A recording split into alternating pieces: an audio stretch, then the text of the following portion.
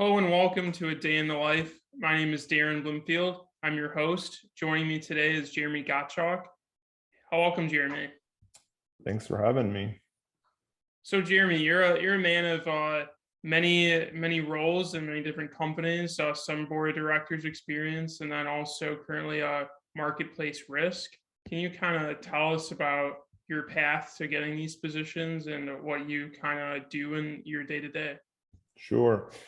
So I practiced law for many years. I was trained as a lawyer. I practiced initially in intellectual property and then evolved into predominantly technology practice. Our firm had a large financial services practice as well as kind of tech and IP. So we represented a lot of investors making investments in startups. So I would be brought in many cases after the Series A and got a lot of experience working with startups kind of from their initial funding. I was recruited, went in-house at one of our clients in 2010, spent 7 years there. And during that time, I was one of the early employees charged with building a legal team, figuring out all the risk and the exposure, and also the administration of the company. And very quickly realized that there was way more risk than we had resources to address. That even law firms and lawyers are expensive, and in this context, in many cases, can be inefficient, and largely because there's no answer to a lot of the questions that we had or the problems that we're trying to solve. And so I organized a group of founders, CEOs, other execs, lawyers to really focus on and help one another navigate kind of the risk, legal compliance of their marketplaces in particular, but of their startups. That over time evolved into a conference, which is the Marketplace Risk Management Conference. And so my day-to-day now is half of it's running the Marketplace Risk platform, which is very high level, is resources for startups. Everything from podcasts and blog to conferences and virtual events and Slack forums and things like that. And then also I work with a lot of startups as an advisor, as a lawyer, a consultant, as well as serve on their boards. Yeah, no, it's a good overview. So kind of with what you're saying of when you were in that position of having to work within that startup and having to kind of form like a team around you, like you said, there's more risks. Like the more and more you looked into your operations, your exposures, the more different products you were kind of thinking about, like, oh, is there insurance for this? How are you able to kind of transfer these risks? But then from like a financial standpoint, there's really not enough money, nor would you want to pay an insurance carrier or transfer that via like premium. So what do you kind of do in that, if you like know that you have these risks, or like if you are buying insurance, you can use the specialties and the resources of like your broker partners to kind of supplement that team. But what's kind of that steps of being like financially limited, and then also like your team, just kind of your manpower.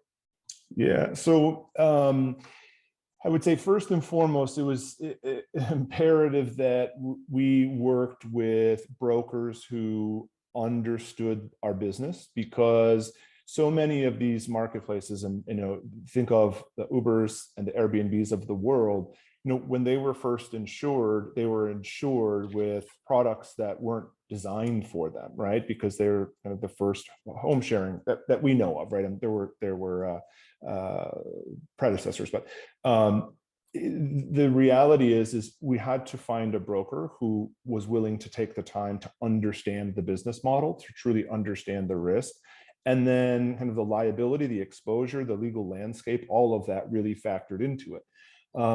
And so that's the first piece, because even if you have the resources, if you don't have the right broker, you're probably buying the wrong products that either don't cover the risk, or maybe cover the wrong risk, or are just totally useless, which I've seen in many cases. Then, of course, there's the issue of just pure resources. Do you have the financial resources for the premium for all of the risks that are out there? And obviously, the answer is no, right? And this isn't unique to startups, but it's true, certainly true of most startups. Resources are scarce, particularly before you're sufficiently funded or profitable, and so you have to pick and choose. For us, that our broker, helped us both figure out what types of insurance, but then also prioritize, at the stage that we were at, what was most important at that time. And then as we grew, we grew along with our brokers, and our program grew. Yeah, no, that's a good overview of just kind of seeing like how the expertise of the broker, of them telling you not only what to buy, like which product, which line, like a property, casualty, professionals, whatever exposure that is, but then also like how much of it to buy from like a capacity standpoint, and then making sure that the product actually responds, or like the coverage is kind of tailored to your business and not kind of a general exposure of that. Although sometimes I would think that just like knowing what I know of insurance, it's kind of a reactive product of, if there's a like cryptocurrency, like we weren't insuring cryptocurrencies before there was cryptocurrency. So there's kind of like that delay of, sometimes there's going to be like a new product, like you're saying, kind of home sharing, Airbnb kind of setup. And if like insurance has to follow the needs of business, and then sometimes the brokers are kind of the one who are seeing like those needs kind of firsthand, that are bringing it to the carriers to kind of help them design that product, or let them know that there is a demand for that product. That if this carrier puts that time in, does the research, and learns this new industry or these businesses, then there will be demand for their product. Yeah, I think that's right. I also think that you need a critical mass, right? You need to create a market for the insurance to want to create a product. So if there were only one home sharing platform and it was small, they have a harder time. But once they see the opportunity with VRBO and Airbnb and HomeAway and all of these very successful platforms popping up, then the insurance industry realizes very quickly there's money to be made there, and particularly in the risk transfer, where you've got this, I don't want to say new phenomenon, but relatively new, where you're connecting strangers, and there's no hotel involved, there's no taxi company involved. It's truly just strangers. So it's a completely different, obviously, model, but there's obviously a ton of opportunity. Yeah, and with the marketplace risk kind of conference of people bringing of all those kind of insureds or businesses kind of being brought together in a centralized kind of area to bounce ideas off one another. How does the insurance kind of community like rally behind that, like potential of having like that's like their prime market, like if they are trying to get in front of those people and kind of explain how insurance can help them, or kind of learning like the new needs of their businesses on like the cutting edge of industry there. Like, how do you see those conversations playing out? It's interesting because when when we started this, a lot of the insurance related conversations were about who should carry the policy if something goes wrong in a customer's home, or there's a car accident. Because what's unique to marketplaces is there is a federal law, which most people have heard about now as a result of our former president, but the Communications Decency Act, which essentially protects interactive computer services, websites, mobile apps from liability for essentially what happens between their users. I'm completely making a general statement, but it's been interpreted quite broad. So the reality is, this business model has pretty good protection, and of course you have your terms of service. So the business can protect itself, Back in the day, though, when there was the first few car accidents on ride sharing platforms, or the first few homes were vandalized on the home sharing platforms, the question was, how do we protect the homeowner? How do we protect the driver or the rider?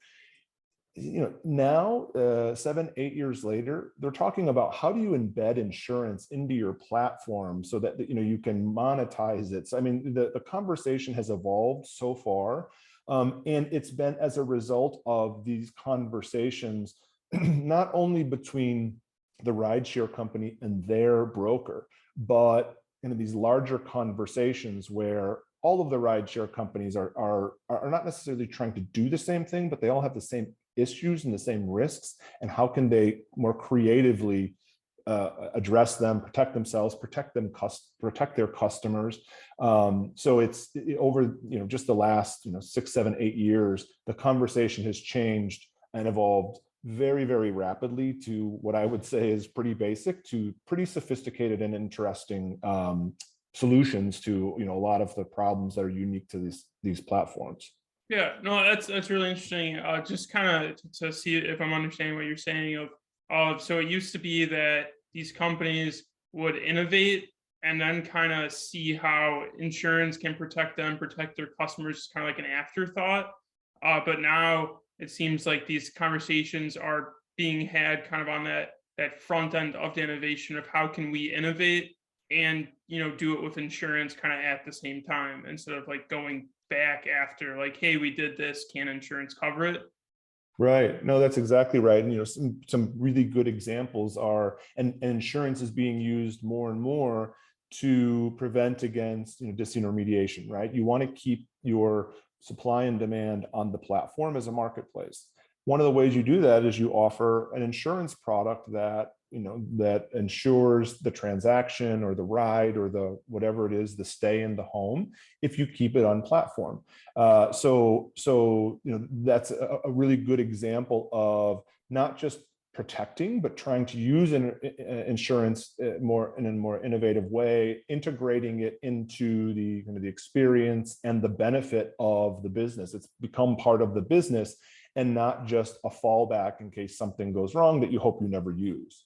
Yeah, no, it makes sense. So how do you see yourself like in the past being brought into kind of these conversations with like these directors and officers at the companies that you help support?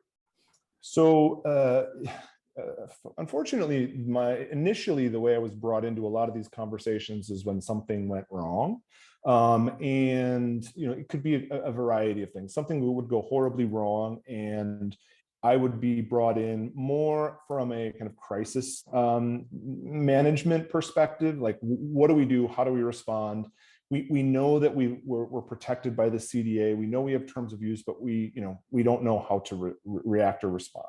So I would be brought into it that way. In other cases, there would be platforms that were looking for insurance and were having a hard time securing a program that kind of met their needs.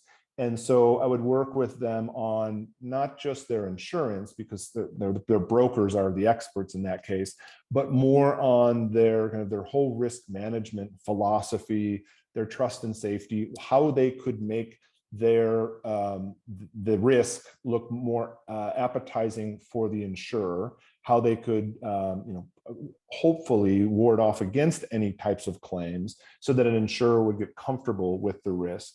So I would say probably those are two main ones. I've worked a lot with insurance companies themselves, just on my experience with a lot of platforms, and certainly like how I think about risk, how I think that others should think about risk. So I mean, the idea is that you never have to use your insurance, right? I mean, people, when they get insurance and they think, great, I've got insurance, we're covered. And I'm like, the first time I explained to them, like, insurance is not there to be used, right? I mean, it's going to be there, but if you rely on your insurance as your backstop in place of good policies and procedures, you're not insurable very quickly, or it's going to be extremely expensive. And I've seen insurance programs go from $10,000-$20,000 to $1 million in premium overnight. I mean, it's not I mean, as sure as it's not uncommon when you're using insurance in the what I would say wrong way. Yeah, no, it's a really interesting way to put it. Just kind of like investing upfront into those policies and procedures, like internally in your company, to kind of manage that risk instead of just kind of pushing it off and saying, "Oh, if something happens, then someone else would pay for it," and just kind of like, because I mean that might work for a year or two, and then when Right. your premium's still low, but once you get hit a couple times, your retention is going to go way up, your capacity is going to be cut in half, and it's going to cost a lot more, and it's going to get to the point where people don't want to insure you because you're a bad risk, and the insurance community, the carriers realize that you're not trying to be a partner in that, and that you don't really want to have skin in the game. So how does that kind of, like, what were your first conversations when you were first kind of becoming like involved with insurance? Like what was kind of like your first interaction? So when I went in house, my first interaction was, when it came time for a renewal, and I just had never experienced the process. And I think one of the things that I've brought to both the conference but the platform is my perspective. Although I was a lawyer, I was in school for many years. I never learned any of these things, right? So I never experienced them. I had no idea what went into a good submission, into the renewal. How do we present the company in the best light to shed the best light on for the underwriters, so that they get they're satisfied with the risk, et cetera. So my first interaction was, I would say, a crash course in understanding how insurance works, the whole underwriting process, the marketing process. I spent time in London at Lloyd's, meeting with underwriters, learning about the process, and I realized that I had been practicing law for, at that point, 6 or 7 years, and I had never come across this, having worked with a lot of clients. And so for me, that was kind of where a light bulb went on to say that there is not an opportunity, an economic opportunity, but an opportunity to share with other early stage executive founders, et cetera, how this process works and how they can best position themselves to get the best program at the best premium, et cetera. So that's my own kind of personal beginning, was learning about and having to be responsible for the insurance program at this company. From there, though, I learned very quickly that the average age of my colleagues, my peers at these startups, is skewed very young, and they were much like me. They didn't have tremendous business experience. So that meant that they didn't probably have any experience with risk management. They've had very limited experience with insurance, probably homeowners, renters, auto. And so this entire process was foreign.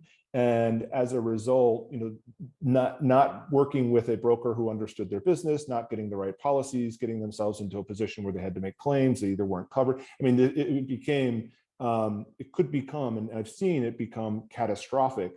And it's actually not that hard, and it's not that mysterious. You just have to spend the time. So for me, it's been, my goal has been evangelizing what I would call risk management, but just explaining how some of this stuff works to some earlier stage, less experienced, if you will, executives, founders, et cetera. Again, not to become experts in it, but just to understand it and appreciate it, so that they will be better off in the end. Yeah, no, that makes a lot of sense. There's kind of that crash course aspect of understanding what happens, after this is my business. I'm working with the agent. They're sending it off to the carrier, and then someone's underwriting it. Like, what is the underwriter looking for? Just kind of like, we need that story. We need to be able to wrap our heads around it. And, we're willing to get creative, but like we need to know what's going on in the company, the details that are in it, and like their risk management techniques and tools. But what you're saying, just kind of lack of like education or like knowledge within some of these tech startups, some of these founders, just because this is not, like this is not their core background, but Mhm. like how would the insurance community, or how could we be more like helpful and kind of educating these new buyers? Yeah. So what's interesting is, and I always hesitate positioning it or saying it the way I just did, because it's not that if these founders and these young executive teams were good at this, they wouldn't be good at what they're actually doing or what they need to do, right? So their goal is to build technology and grow, acquire customers. They're good at what they do. I would be very surprised if they understood this as well, because they're kind of, I don't want to say opposites, but they don't really run kind of hand in hand, certainly in the early years. And so, one of the things that I'm always, just trying to explain and kind of what you just said with kind of marketing the program or bringing it to the markets, it's something as simple as when you're filling out those questionnaires, right? I never even thought about that process of that this data or this information that I'm submitting is then going to be packaged, put into a presentation, for the insurance markets to review it. So in filling out those questionnaires and responding, it's important to understand what the end result is going to be, so that you can position yourself, in the best possible light. My experience has been, and I think a lot of young executives, young founders, is it's like one of those things you got to check the box and get it done. So it's like just respond with something and get it out of my face kind of a situation, which is the worst possible way to go about it, right? So I think a lot of particularly with young founders and early stage startups, is as long as they understand the process, I think it sheds a lot of light into obviously the importance, how you respond, how you prepare, all of that. And then of course, obviously finding the right broker who understands your business and the rest of that. Yeah, well, that makes a lot of sense. So just kind of, with knowing what you know now of like these applications, these kind of questionnaires, as you say, not really being, like kind of a meaningless task, just kind of like push off or just kind of check the box on. Like it has a purpose, directly impacts the cost and protection that your insurance will at this end of the process be giving you. Like, what do you kind of look for at first when you're working with these companies with like the exposures that they have when meeting with or like evaluating this new insured, kind of like their executive team, or what kind of risks, like what industry they're in, if like they've kind of a products exposure, what's kind of the process? Yeah, so I would say my kind of experience and kind of analysis and evaluation starts more with the product. There are some basics that I've probably given the same talk probably 30 times, and it's truly the basics of risk management for marketplaces. And it's the simple things like your terms of service or your customer agreements, understanding the Communications Decency Act and how you can avail yourself. And then there's the trust and safety, protecting your customers or protecting both sides, the supply and the demand, and thinking through what are all the bad things that can happen on your platform. You'd be surprised that a lot of people have never gone through that exercise and thought, how could this be used for a nefarious purpose, right? And so it's kind of the simple, it's the basics. When you get into things like at-home food preparation and shipping of different types of high dollar goods and things like that, there are experts that it's like I hand them off to the experts or find somebody that knows that space really well. Because for me, it's I would say I'm with you for the first few years, and then especially if you're in either a highly regulated industry or a really new industry where there's a lot of kind of risks, especially like food and things like that. There are people who are experts in that are better to consult with than me on that. But there's a lot that out of the gate, at the outset, that I'll work with the startups on, just to get them kind of covered in case anything does go wrong. They've got their kind of first lines of defenses set up. Yeah, no, it makes a lot of sense. So just kind of what you're saying of these startups kind of moving like a kind of really fast pace, just like how did you see kind of COVID like impact that during COVID, and now kind of like after COVID, the way we were kind of changing, and just like not all their employees kind of being in like the same spot. Like, do you see that kind of moving, with startups kind of adapting that the new work environment, or are you seeing kind of difference in cultures company to company? Yeah, I mean, so right now, I think the remote working situation is becoming, a competitive issue, right? I mean, people are quitting jobs because they don't have to be. They can find another job where they can be remote. So there's definitely a shift. The question is, how does that impact? Certainly, in kind of my day to day. And my clients, and how does that impact them? What's interesting is, to some degree, you don't know what you don't know, right? You've taken this away, and you don't know exactly what's missing yet. But I know one of the fears and one of the things that I've seen is a lot of those conversations that used to happen in the office, where a meeting ended and you brought up an issue, or someone was batting around some ideas or trying to solve a problem. You just had people at your disposal, whether they were just in proximity to you, or whether you were on the same team. If you think about it, now you schedule everything that you do, right?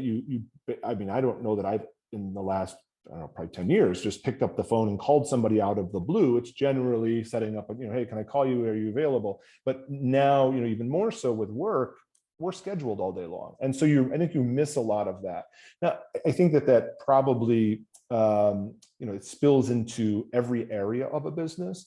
But when it comes to kind of like the trust and safety teams and risk management, a lot of these things, there's a lot of benefit to teams being really connected, because they're seeing things, they're reacting real time, and the less delay, and the further they are apart, I think that can have some impact.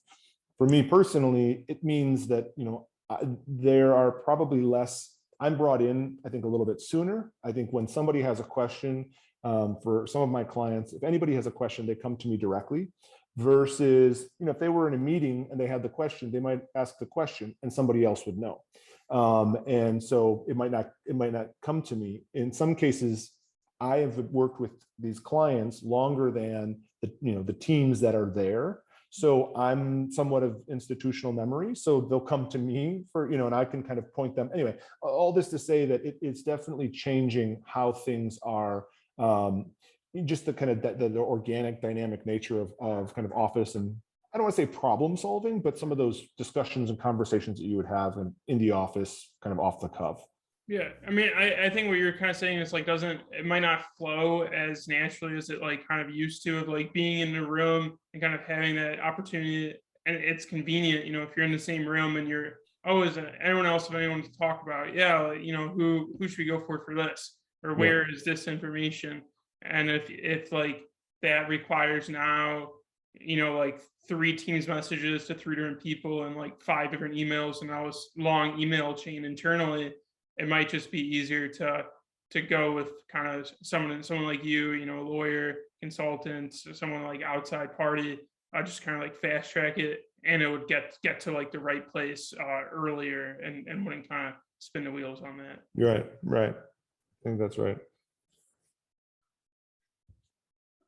So as we wrap up here, just kind of with your mix of business experience, with kind of like the board of directors that you sit on, what do you kind of see of like what kind of role do you kind of fill like in these boards? Are there some other people who kind of specialize like in that risk management kind of background as well, or how does kind of your role and expertise kind of help build out the rest of the expertise on some of the boards, just complementing each other's backgrounds? Yeah, I mean, that's exactly it. It's when founding teams, founders, executive teams, early stage executive teams are looking for a board, in many cases that board will be comprised of investors, depending on their level of investment.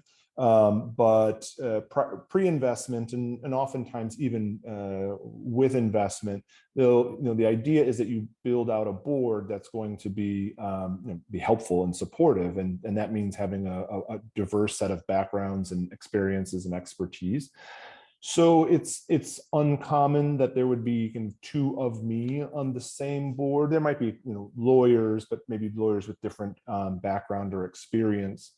I've been doing this since, kind of the eBay and Craigslist days. So the industry that I'm particularly focused on is quite nascent. So there aren't, there in many situations, I'm like the oldest person in the room, just because I've been doing this a long time and at the beginning.